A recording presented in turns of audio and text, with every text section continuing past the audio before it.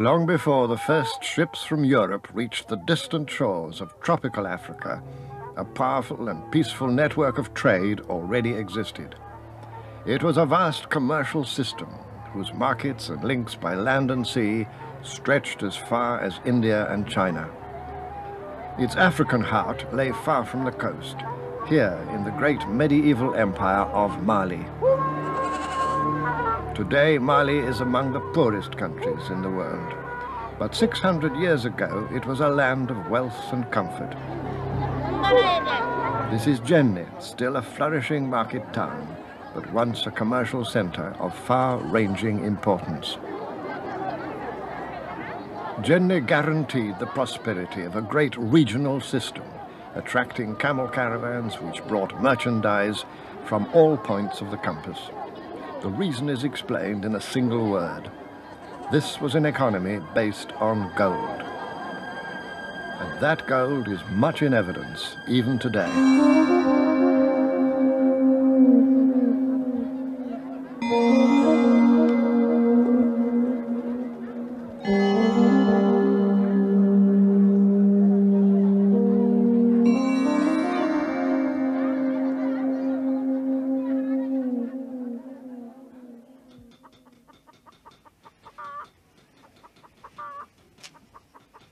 The fascinating story of the caravans of gold may be unknown or quite forgotten in the outside world.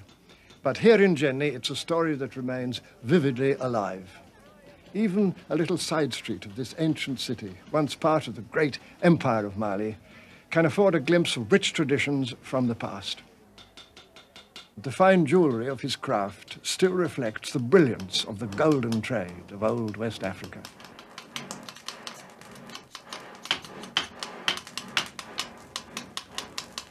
The smith usually works from quantities of gold dust, melted in a crucible, and then fashioned by skillful beating into shapes long hallowed by tradition.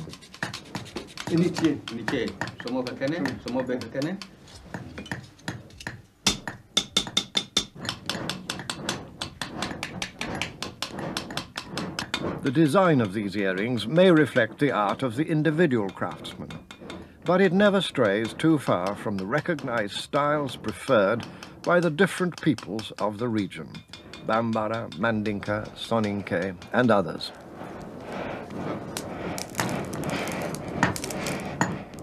Each of these peoples has its own distinctive jewelry. The size, rather than the style, gives an indication of a person's standing. Here, gold has always been used as much for display as for a standard of wealth.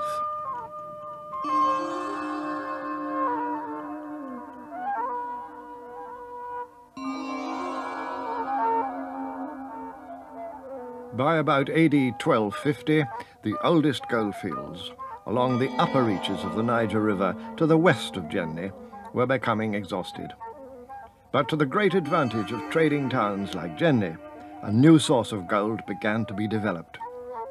Rich quantities of gold now came from the country to the south, today part of the modern Republic of Ghana. This development brought power and wealth to the forest people, and in due course to those of the kingdom of Ashanti.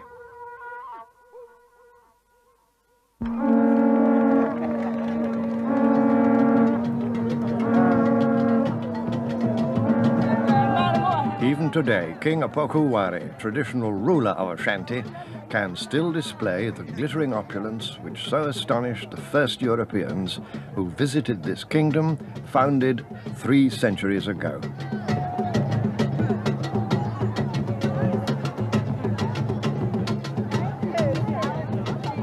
The Ashanti use of gold is lavish and extraordinary, and it reflects the golden wealth of the grand empires of Western Africa in the Middle Ages.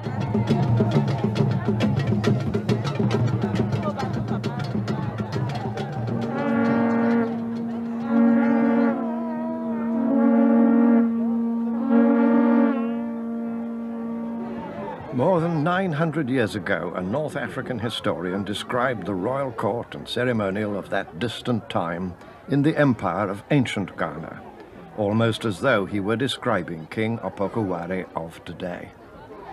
The king adorns himself like a woman, wearing necklaces and bracelets of gold. Behind him stand pages holding shields and swords decorated with gold, and on his right are the sons of the subordinate kings of his country, all wearing splendid garments and their hair plaited with gold.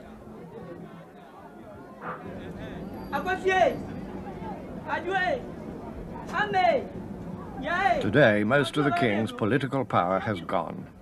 But in accordance with tradition, the king still has the right to promote his subordinate chiefs to higher ranks. These chiefs, as on similar occasions in the past, come forward one by one to reaffirm their loyalty and offer royal praises.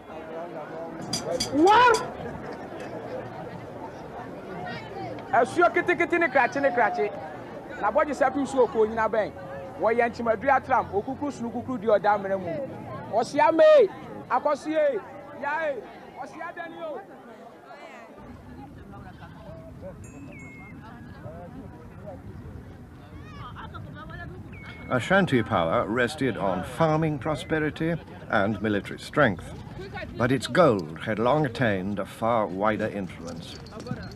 By a fortunate blessing, the majestic Niger, called by its people the River of Singers, lay to the north.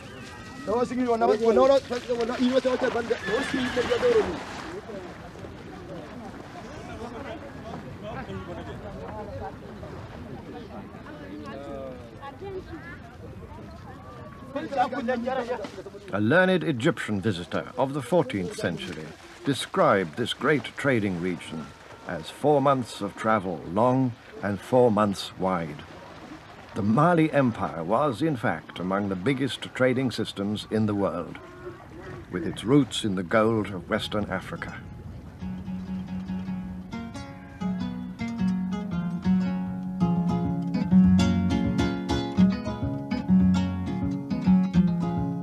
From the markets of the upper Niger to those of Hausaland and Bornu, a distance wider than Western Europe, the Niger still carries a daily traffic whose style and tones speak for an ancient stability and peace.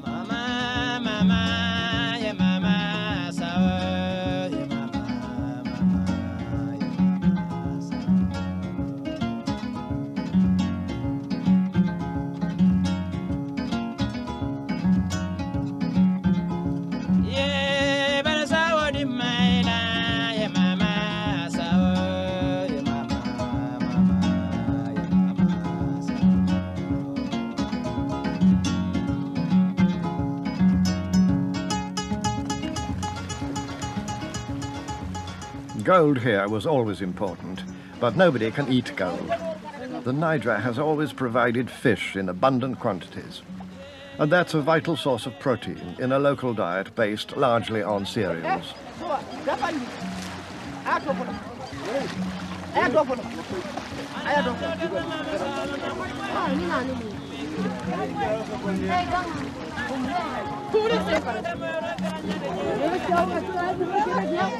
With no means of refrigeration in this hot climate, immediate drying or smoking of the fish has been essential, if they're to be kept for any length of time.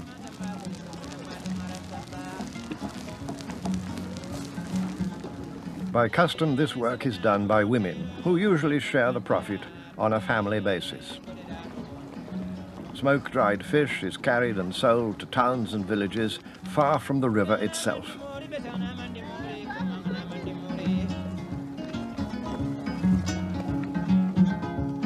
A day's journey from Jenny, downstream along this broad river highway, traders reach Mopti, nowadays the biggest market along this section of the Niger.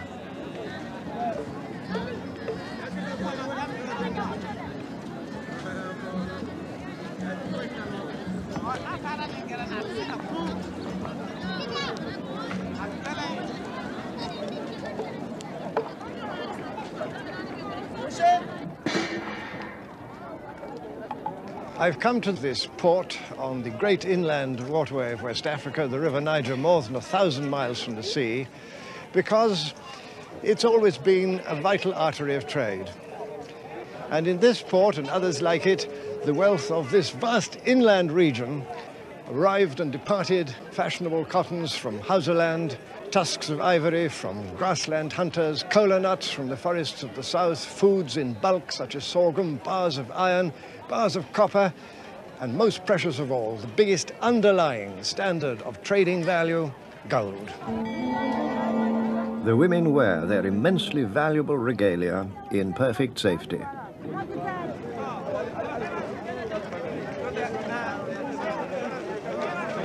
It seems that this sense of security is by no means new.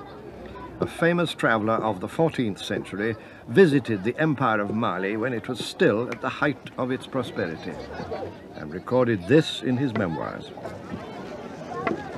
Of all peoples, the Negroes are those who most abhor injustice. There is complete and general safety throughout the land. The traveller here has no more reason than the man who stays at home to fear brigands, thieves, or ravishers. The man who wrote those words was a travelling scholar from Morocco named Ibn Battuta. And fortunately for us, his memoirs have survived, recalling much of the vivid detail of West Africa as it was 600 years ago. Here is his description of Mali's imperial court. On certain days, the Sultan holds audiences in the palace yard, where there is a platform under a tree. It is carpeted with silk, and over it stands an umbrella which serves as a kind of silken pavilion surmounted by a bird in gold. On his head the Sultan wears a golden skull cap. His usual dress is a velvety red tunic made out of costly European fabrics. The Sultan is preceded by musicians who carry gold and silver guitars, and behind him come 300 armed slaves.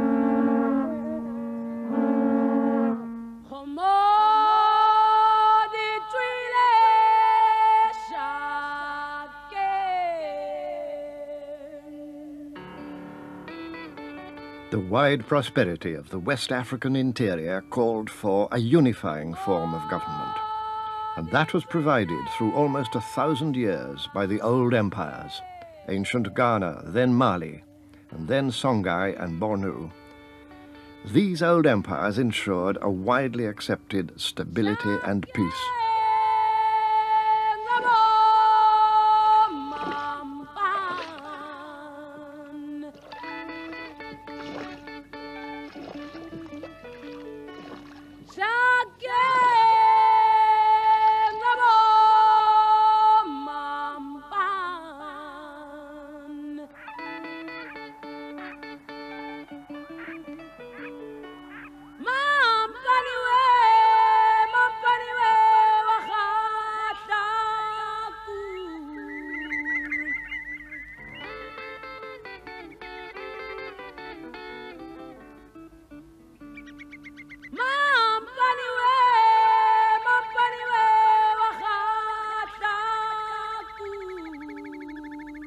Word about the wealth of these lands got out in time even to distant Europe.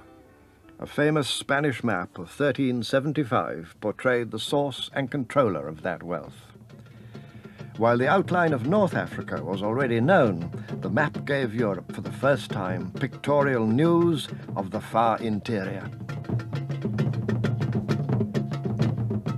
Beneath the desert wastes of the Sahara, in the middle of the Empire of Mali, the map showed the figure of a Berber camel rider, who might almost be Ibn Battuta himself. He's shown approaching the mighty Lord of Mali, seated on his throne and holding aloft a splendid orb of gold. This emperor was rumored to be the wealthiest man on the face of the earth. In 1324, an earlier emperor of Mali, Kankan Musa, was returning from a pilgrimage to Mecca. Eager to enhance the prestige of Islam, he decided to convert his trading city of Timbuktu into a center of learning and religion. At the heart of this Islamic city, Emperor Musa built a mosque that set a new style in West African architecture.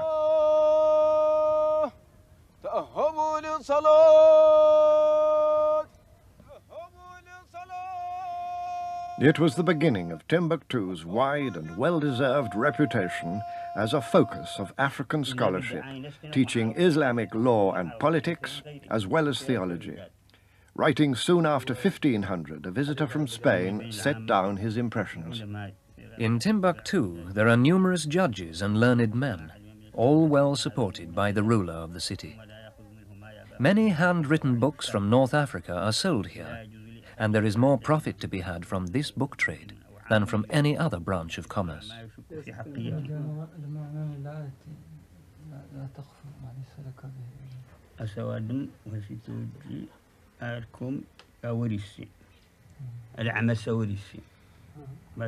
Based on the written word, the teachings of Islam brought to these lands a new literacy, still very much alive today.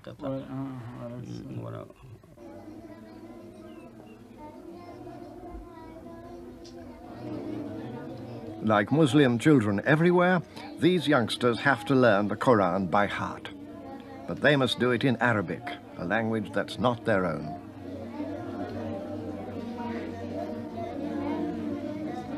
It was and is a stern training, an old-fashioned discipline, not intended to be fun.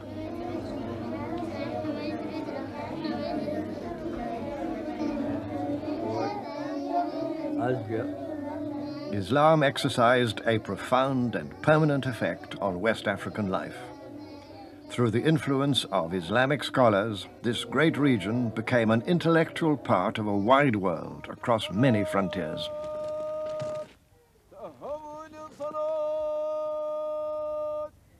At heart, the teachings of the Prophet were a code of strict moral behavior, a set of rules to help men govern their personal, inner lives.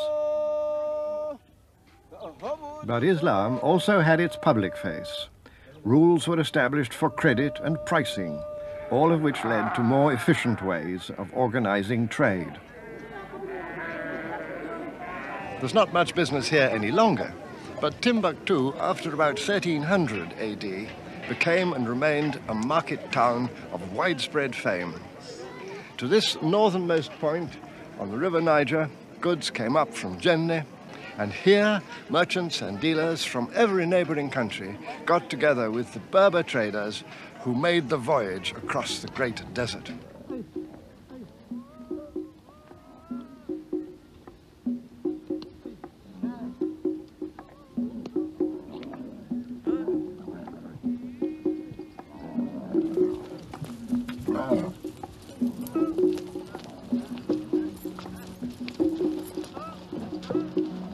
For me, this is one of Africa's truly dramatic scenes, just because it shows a crucial link in Africa's historical development. Even now, on certain days, you can walk out from Timbuktu and glimpse the inner drama of trans-Saharan trade.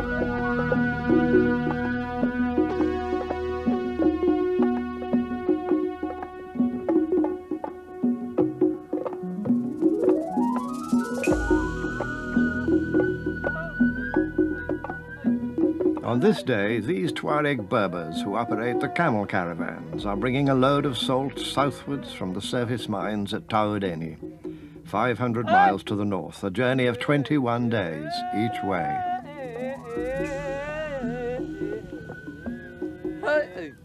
And on their journey northward, in the heyday of the old prosperity, they also carried gold.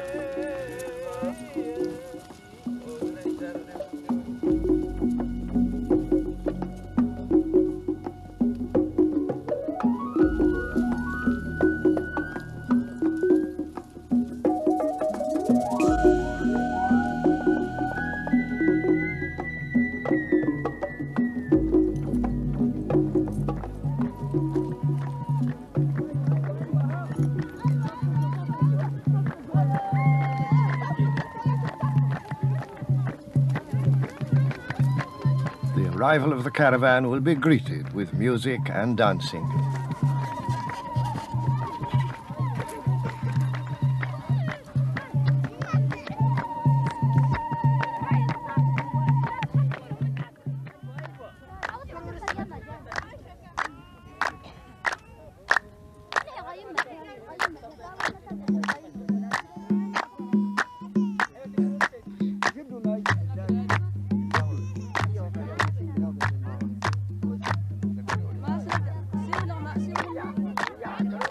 Against the background of their harsh environment, the Tuareg travelers of the desert have created a musical culture full of elegance.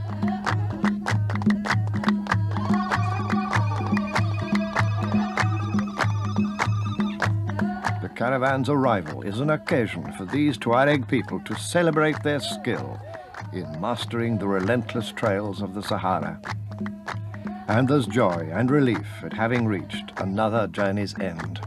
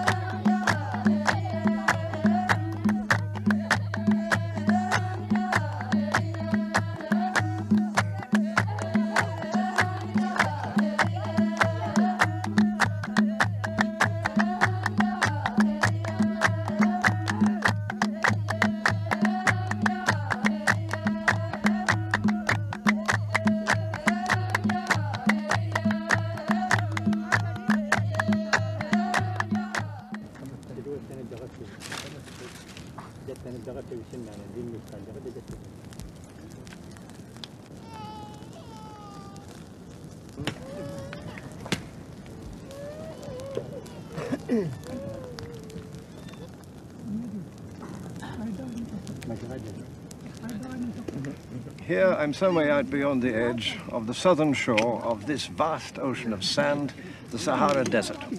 And these are the people of the desert, the Tuareg, a hard people who live in a hard land, not a bit romantic in spite of appearances. Today's descendants of the Berber nomads, who in ancient times mastered the secrets of human survival in the desert and made themselves at home here. Immensely self-reliant, persevering, they became the lords of the long-distance caravan trade long before the camel was known in these regions, and that was 2,000 years ago. I like to think of the crucial part played by these voyagers, always facing the perils of the desert, traveling through weeks and months, navigating by guess or by intuition, or else navigating by the stars.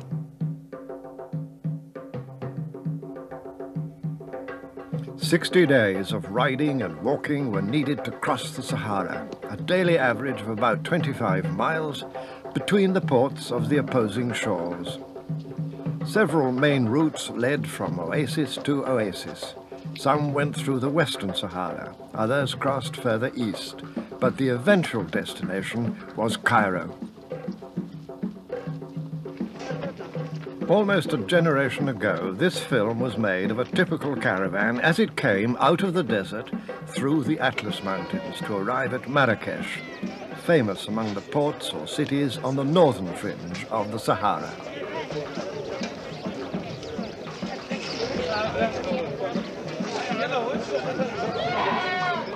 In these Berber towns throughout the Middle Ages, the gold of West Africa set the monetary standard for long-distance commerce and provided the substance of their riches.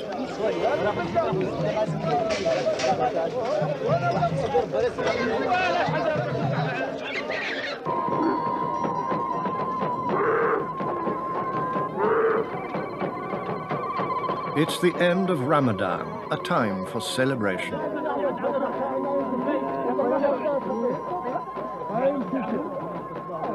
Frequently on the move, these people of the tent, as they like to call themselves, have always controlled the trading routes through North Africa.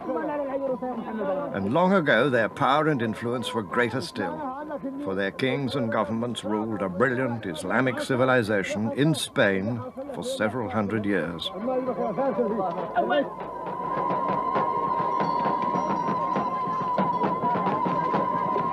But mostly the Berbers were given to the pleasures of small wars amongst themselves, of which they never seemed to tire.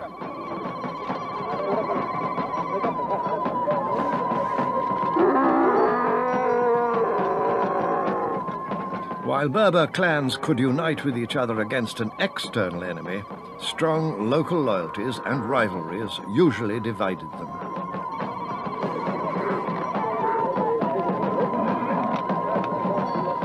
The power they once wielded can still be caught on ceremonial days like this, when all their fiery pride is on display.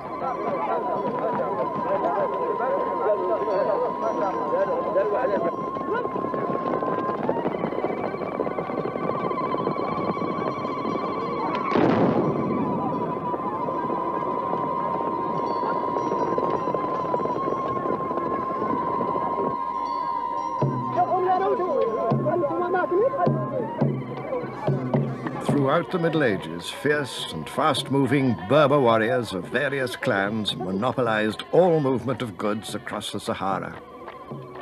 Without them, the intricate trading networks of northern Africa would have withered in the sun. These men were the lords of the desert, and their influence reached from Timbuktu to the proud gates of Cairo.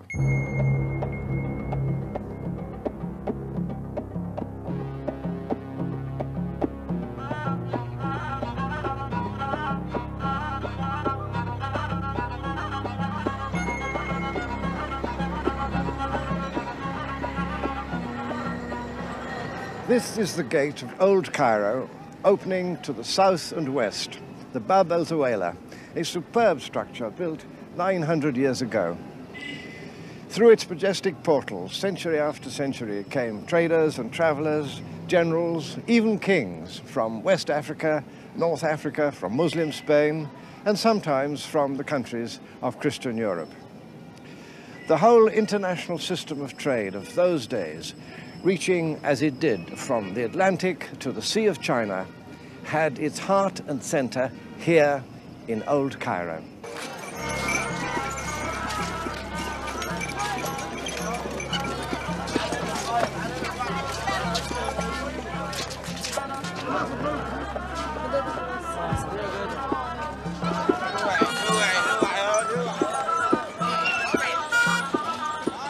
City of Islam, since the 7th century, Cairo entered a long period of prosperity and power when the sultans of northwest Africa, known as the Fatimid dynasty, moved east from Tunis and established here a new capital.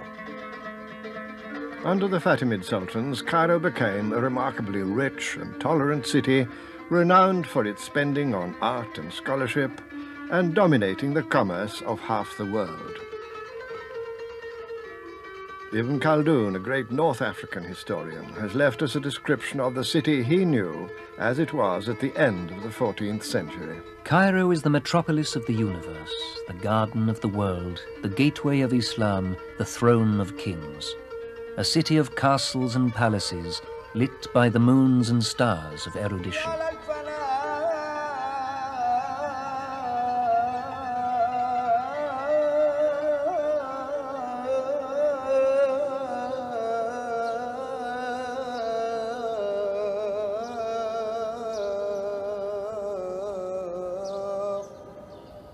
And all this grand structure of learning and devotion was underpinned and its credit upheld by a monetary standard of coins minted in African gold.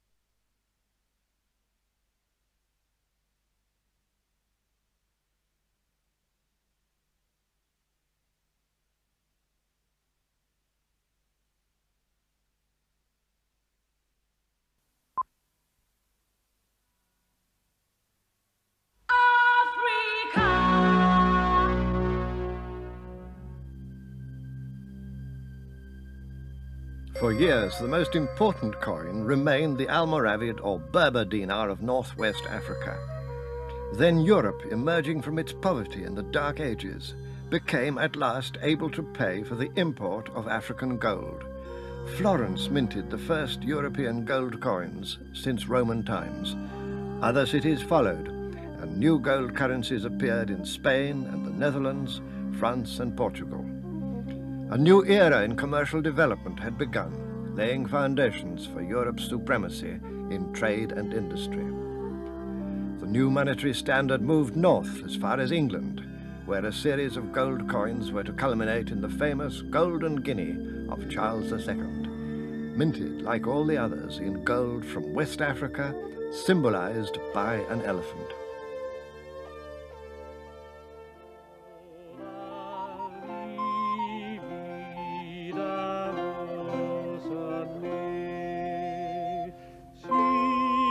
Europe depended on Africa for its monetary stability in a trading partnership which we can see reflected in the grand flowering of Renaissance culture.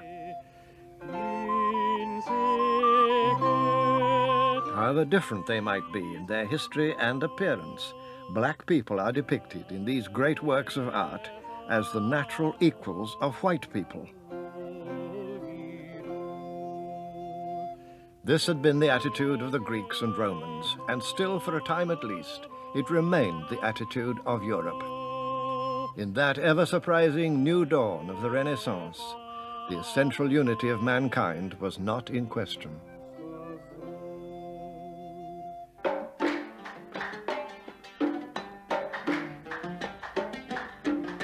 But African trading links reached far beyond Europe. To the east of Cairo lay the great sea routes to India and China.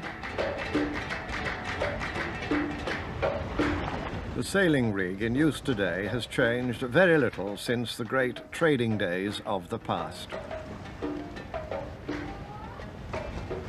East African sailors were tacking their ships against the wind up to an angle of 35 degrees long before Europeans had learned the necessary technique. The Africans who manned and still man these vessels are the Swahili, a coastal people who speak their own African language.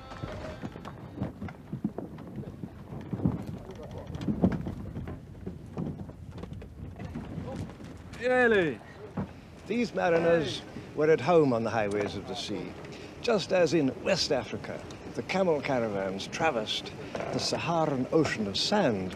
So did the ships of the Swahili traverse their ocean of water.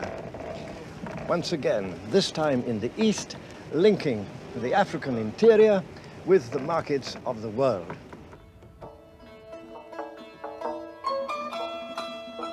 This is Lamu, a charming little town on the northern coast of Kenya.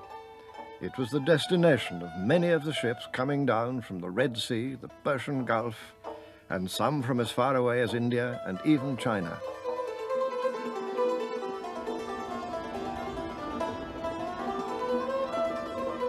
They timed their voyages to take advantage of the seasonal monsoon winds which blow back and forth between the Swahili coast and northern India.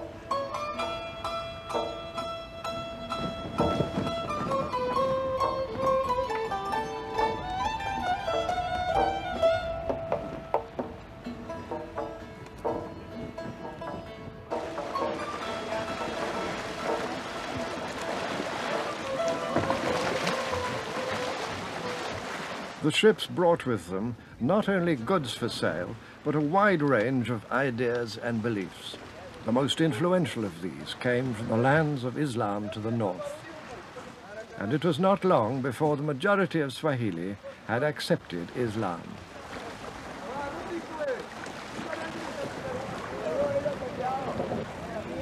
In spite of this northern influence, much of their culture has remained distinctly and uniquely Swahili, and it has kept its own identity.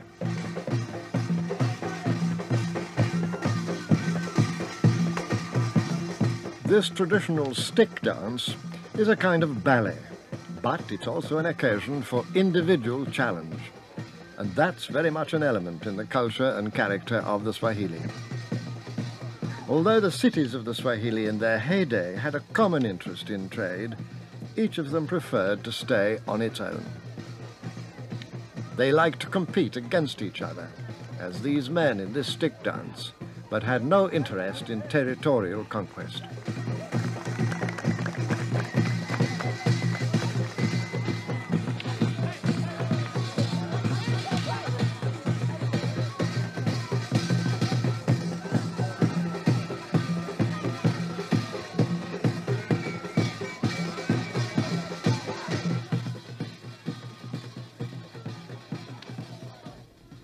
Lamu was just one of many Swahili towns, built in coral stone all the way along the coast from Somalia down to Mozambique.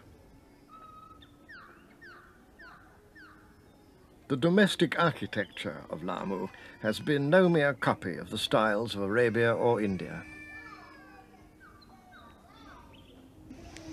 From the outside of a traditional Swahili house, there's really nothing to see except a blank wall and a porch with benches for receiving guests.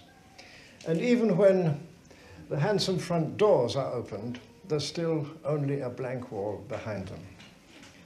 But once inside, it's a very different story. 600 or 700 years ago, when houses like this one first began to be designed and built by Swahili architects for leading men and merchants, there were few houses anywhere else in the world so well designed for comfortable city life. This particular house dates from the early 18th century, but much older examples of Swahili domestic architecture not only demonstrated a unique construction and embellishment, but were built to a high standard of what we now call modern conveniences. While the inhabitants of London in Elizabethan times were emptying chamber pots out of the window, Swahili residents of Lamu who could afford such a house as this enjoyed the luxury of good internal sanitation.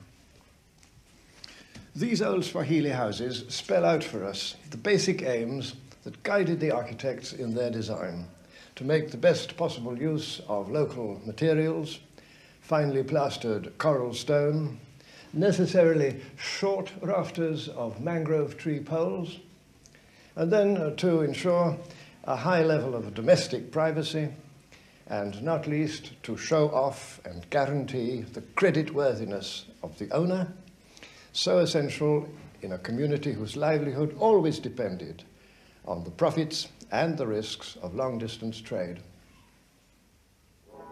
Lamu is nowadays the best preserved of the old Swahili coastal towns, but it was by no means the most important.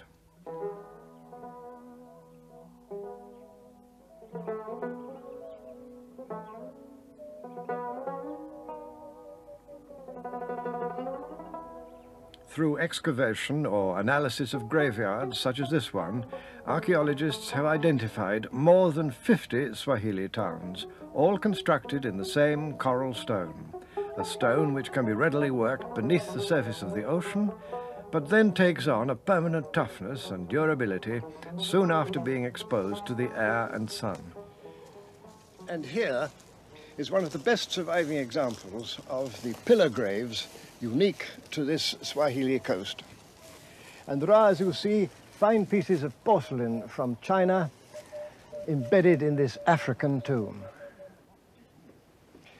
Such plates and bowls from ancient China are pointers to the involvement of Africa in the far-reaching networks of Eastern trade long before the coming of the Europeans. Even more striking evidence is provided by this Chinese painting of an African giraffe dating from the year 1414. The giraffe was sent as a gift to the Chinese emperor from one of the cities of the Swahili. Looking rather indignant, it must have endured a voyage of many months. The Swahili cities were built at short distances from each other all down the long East African coastline. The southernmost of them was the chief point which linked the Indian Ocean traders with the gold-producing region of the southern African interior.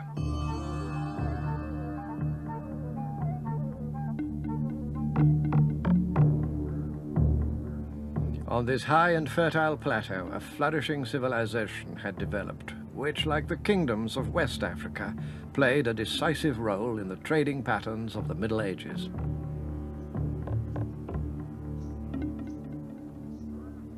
And here on these temperate grasslands, a unique culture, emerging in about the 12th century, reached its climax in the splendid buildings which are known today as Great Zimbabwe. Efforts to recapture the essence of Great Zimbabwe culture were undermined a century ago by treasure-seeking Europeans. They came up from South Africa and ransacked this place for gold and jewelry soon after they discovered it. A few pieces escaped the looters, all made from local gold, mined extensively in the area from about the year 800. But perhaps even more surprising are some of the objects found here for which Zimbabwe gold was traded. Delicate ornaments brought across the ocean from China and India. It's evidence like this which has helped historians and archaeologists to piece together the whole great story of long-distance trade. That trade had its source in the Zimbabwe cultures of Inner Africa, which possessed the skills as well as the wealth to build powerful monuments. On these massive walls, overlooking the entire area, stood sacred bird carvings in stone. They were associated with oracles that were thought to speak for the gods.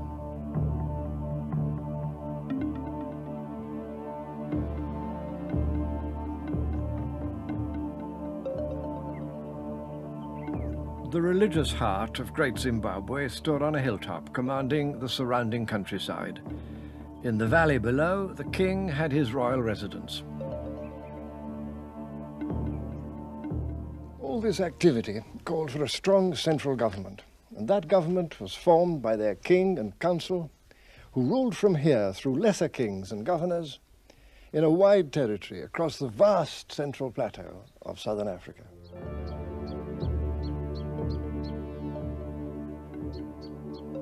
Even now, these mighty walls make an irresistible claim to political power and achievement. 17 feet thick in places and 800 feet in length, they're as big and impressive as a great cathedral.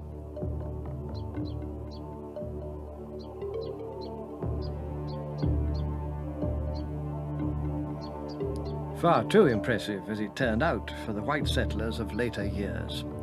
They refused to believe that this could have been the work of Africans, or that these very Africans had a trading network which stretched right across the known world.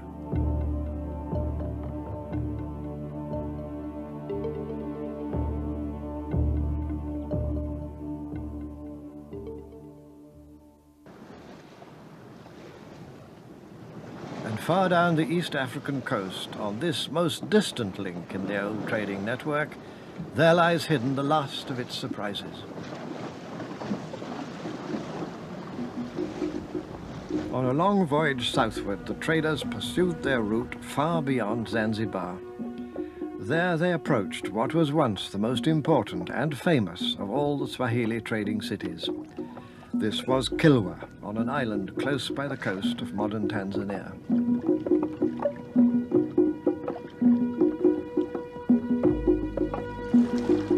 It's hard to get here, for Kilwa remains quite untouched by the modern world.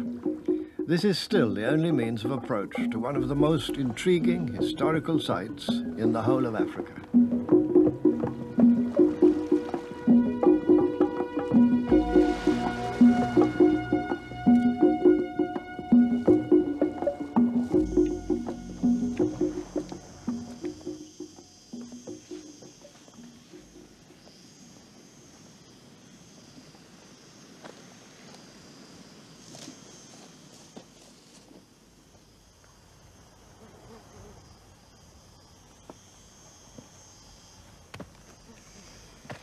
Surprising as it must seem, up these steps some 600 years ago came visitors from all the countries of the Golden East, ambassadors, merchants, soldiers, mariners.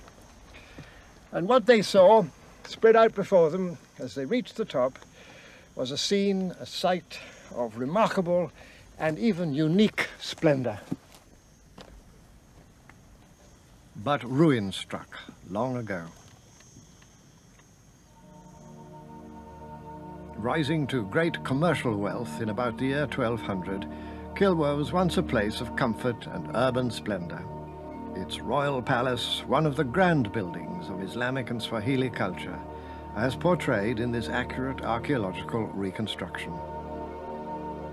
Here was one of the high points of civilized development promoted and sustained by Africa's trading networks. Placed on the edge of the ocean skyline, Kilwa was much admired by our old traveling companion, Ibn Battuta. He came here in 1332 and remembered Kilwa as one of the most handsome towns he'd seen in all his travels.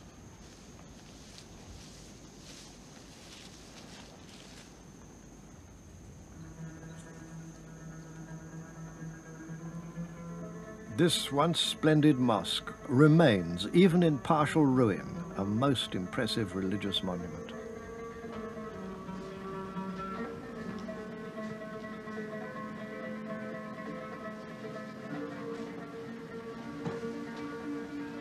Here on the distant fringe of the world of Islam, the African citizens of Kilwa honored their membership of that world with a taste and craftsmanship distinctively their own.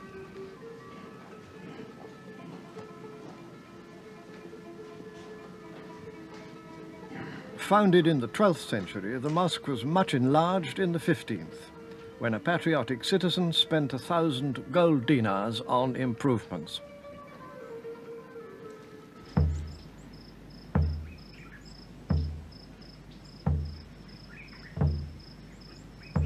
Very soon after, in the year 1498, an event took place which was to lead not only to the ruin of Kilwa, but in due course to the destruction of the Swahili trading network all along the coast.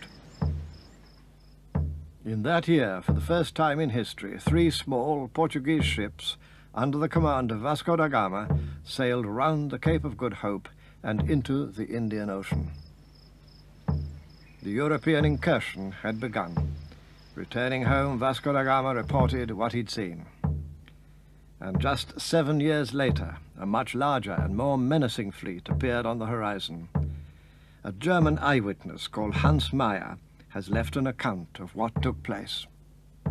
Admiral d'Almeida came here with 14 men of war and 6 caravels. He ordered the ships to have their artillery ready. At dawn on Thursday, the 24th of July, all went into their boats to the shore. They went straight to the palace, and only those inhabitants who did not resist were granted their lives. At the palace, the Holy Cross was put down, and Admiral d'Almeida prayed. Then, everyone started to plunder the town of all its merchandise and provisions.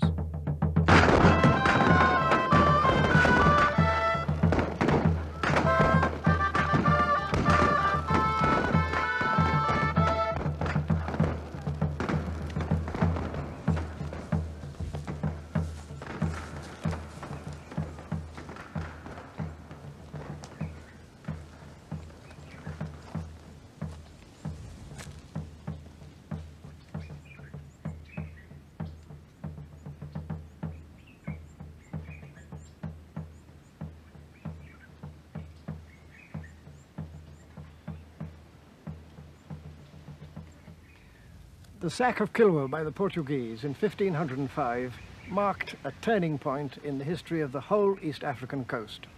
For the Portuguese, and after them the Dutch, the English, the French, seized the Indian Ocean trade and turned it to their own benefit.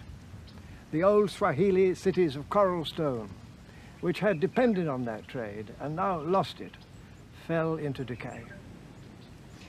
Indeed, Africa had now to suffer a long period of destructive conflict and confrontation begun by the outside world, and this would continue until these old splendors of the African past were all but forgotten. Come on!